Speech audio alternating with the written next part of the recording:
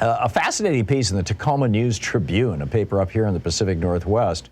They interviewed a bunch of Democratic strategists, and, you know, President Biden's strategy with regard to referencing the former guy up to this point has been, by and large, to just refer to him as the former guy, and, you know, TFG, and kind of downplay everything that happened during the Trump presidency, including the attempt to murder the vice president and the Speaker of the House, and, you know, to build a gallows and hang these people. We still, by the way, have no idea who built this gallows, which is like got to be the biggest intelligence failure in history, or, you know, they're sitting on this thing waiting for a trial or something like that. But build a gallows, really, outside the Capitol building, and then hundreds of people march down the halls chanting "Hang Mike Pence"?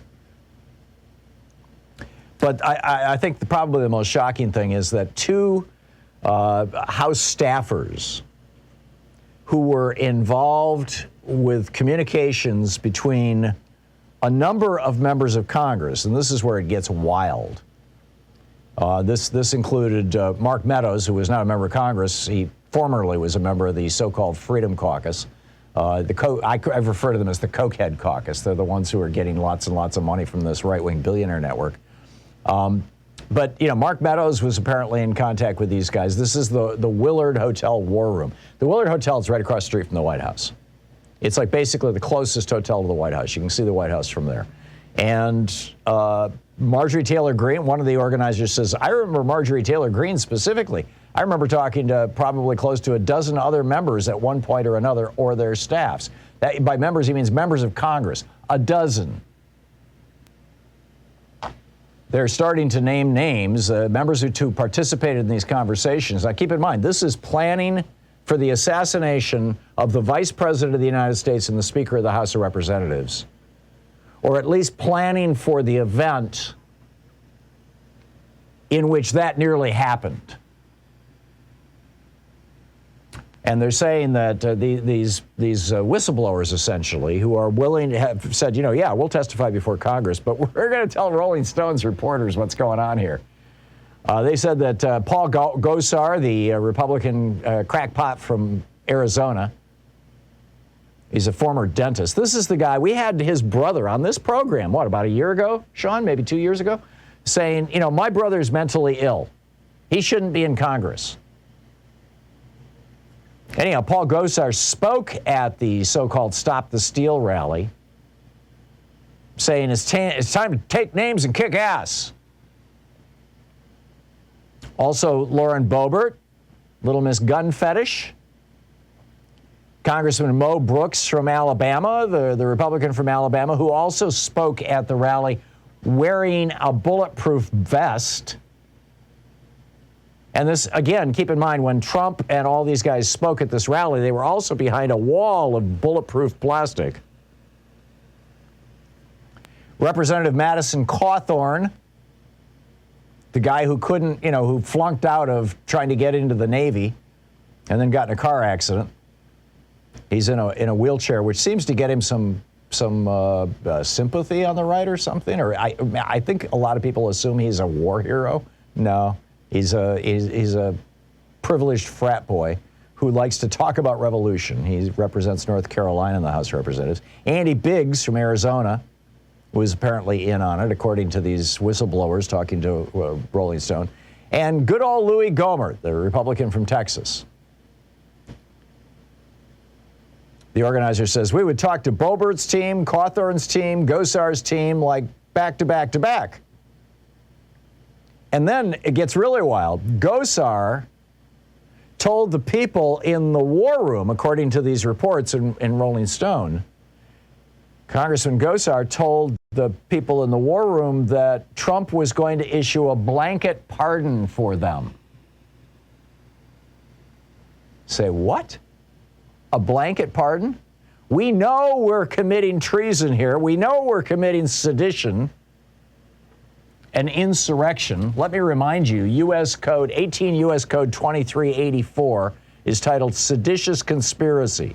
if two or more persons in any state or territory or in any place subject to the jurisdiction of the United States conspire to overthrow, put down, or destroy by force the government of the United States, or to levy war against them, or to oppose by force the authority thereof, or by force to prevent, hinder, or delay the execution of any law of the United States, or by force to seize, take, or possess any property of the United States, they shall be fined under this title or imprisoned not more than 20 years.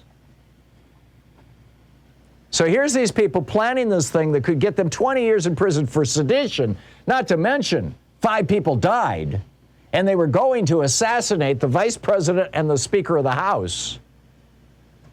And Paul Gosar calls up and says, according to this reporting in Rolling Stone, and says, Donald Trump is organizing, is offering a blanket pardon. This is one of the people, one of the whistleblowers says, who was there. Our impression was that it was that he'd spoken to the president about it in the Oval Office in a meeting about pardons, and that our names came up. They were working on submitting the paperwork and getting members of the House Freedom Caucus to sign on as a show of support. He says they received several assurances about a blanket pardon from Gosar. He says, I was just going over the list. This is what Gosar said, according to this guy. This is the congressman from Arizona. I was just going over the list of pardons, and we just wanted to tell you guys how much we appreciate all the hard work you've been doing. Right.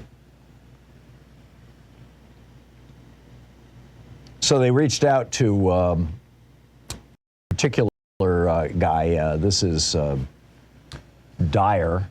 He is the communications director for Marjorie Taylor Greene, and said, so what do you have to say about Marjorie Taylor Greene being involved in all this stuff? And he says, no one cares about January 6th when gas prices are skyrocketing, grocery stores shelves are empty, unemployment is skyrocketing, businesses are going bankrupt, our border is being invaded, children are forced to wear masks, vaccine mandates are getting workers fired, and 13 members of our military are murdered by the Taliban.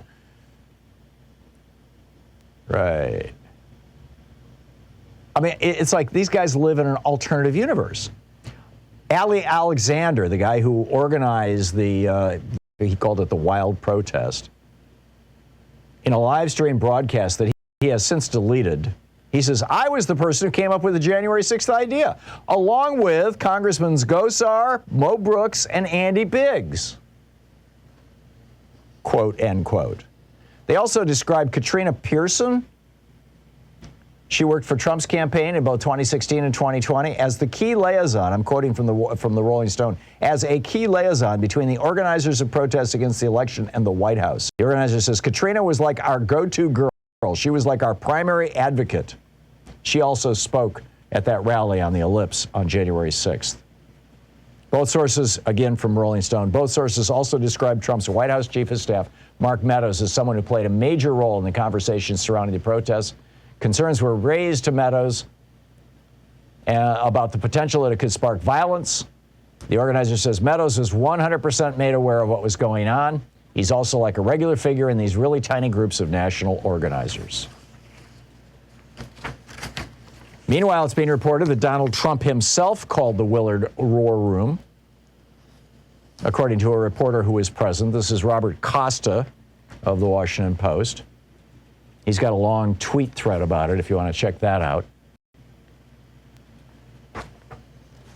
And Steve Bannon is now claiming, I mean, talk about flailing about. Steve Bannon is looking at going to prison, right? He's the criminal referral to a federal grand jury, probably this week. Keep in mind, it was a grand jury that kept Susan McDougal in prison for 18 months because she refused to testify against Bill Clinton in Whitewater. She says that they were trying to get her to lie. So now Steve Bannon is like, we're crushing this illegitimate regime in its crib, okay? So Benny, suck on that.